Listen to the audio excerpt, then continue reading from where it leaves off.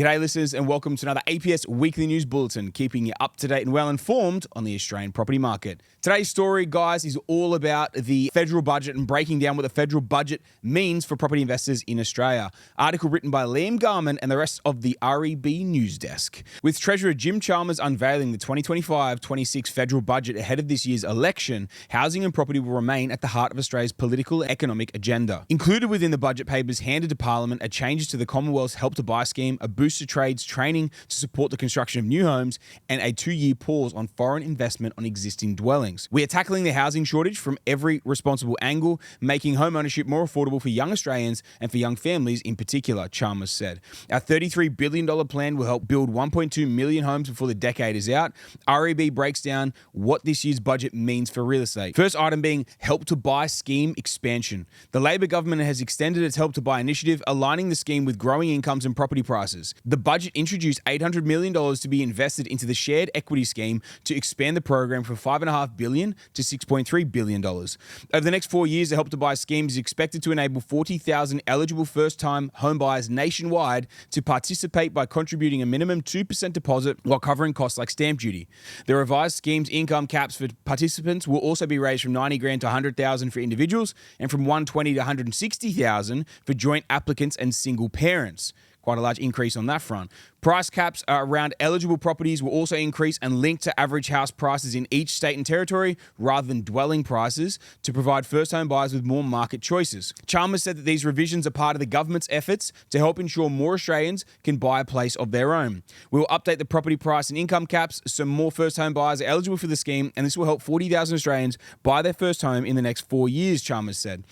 The changes mean that they can access a bigger range of homes and buy one that suits them. As part of the expanded program, the government will provide first home buyers with an equity share of up to 40% of the purchase price for new homes and 30% for existing homes. The scheme has yet to launch, with applications anticipated to open later this year, contingent on the government's re-election. Boost in prefabricated and modular home construction next up. In a bid to tackle Australia's housing crisis and build the National Housing Accord of 1.2 million homes by 2029, the budget has allocated $54 million to the construction industry to deliver more efficient construction methods.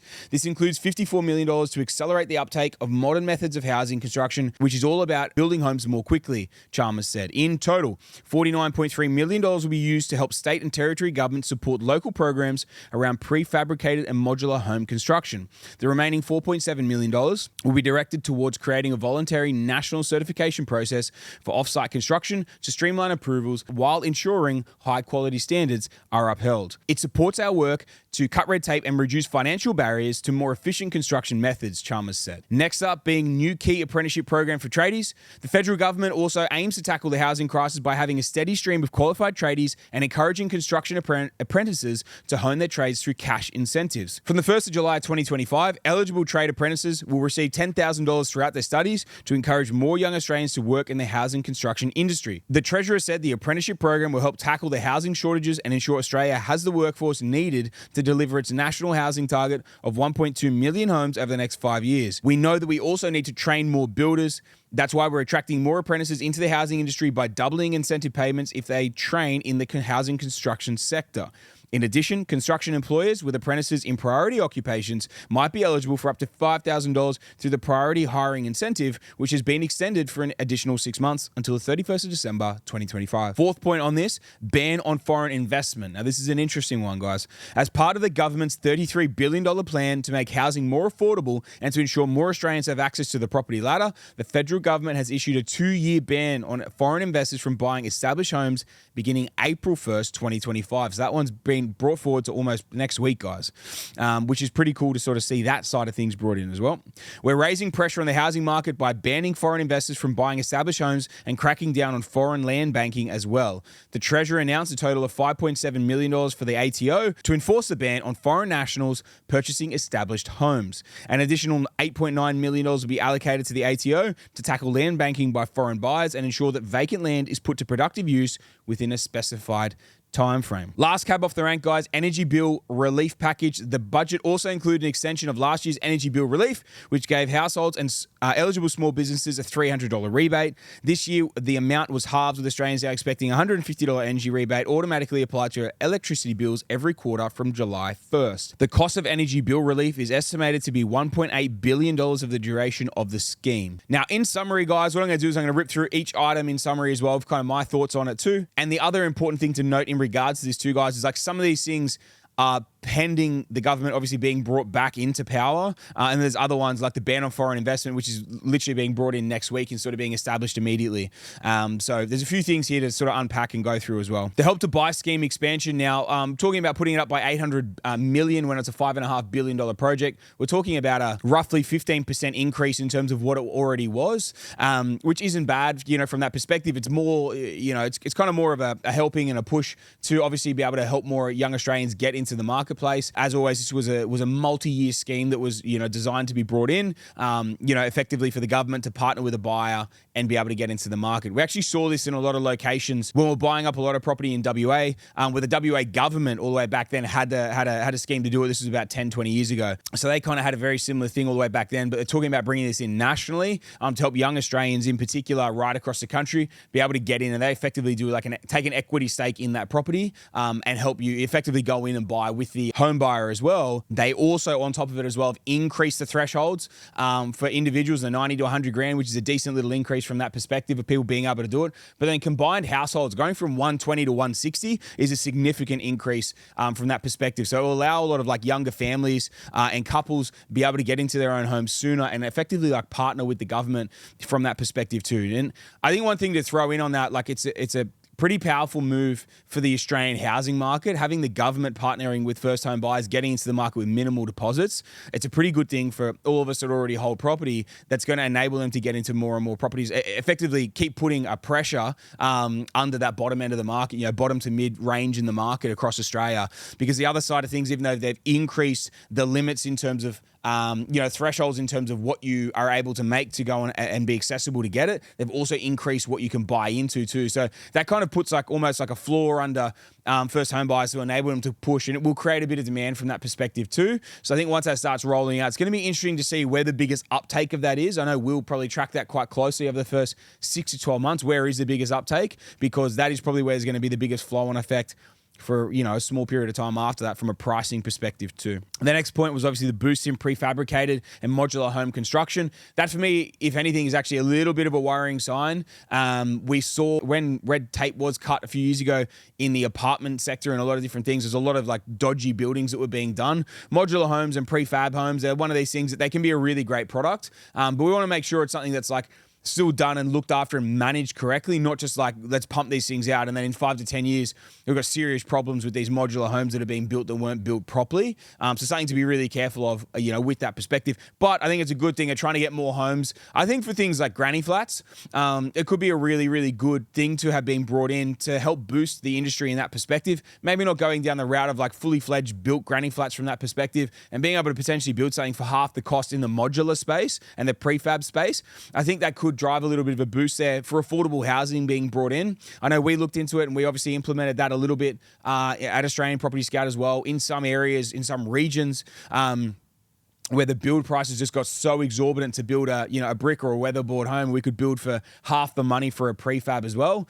It made a lot of sense from that perspective, and we rolled that a little bit too. So it'll be interesting to see how that gets brought in. And I think for areas and cities where there is a lot of yield compression and where also it's quite expensive to build, having options like that could really help deliver affordable housing into a lot of locations as well. But again, for any of our investors or any of you guys out there listening to it, it's one of these things. It has to really make sense from an overall portfolio position perspective.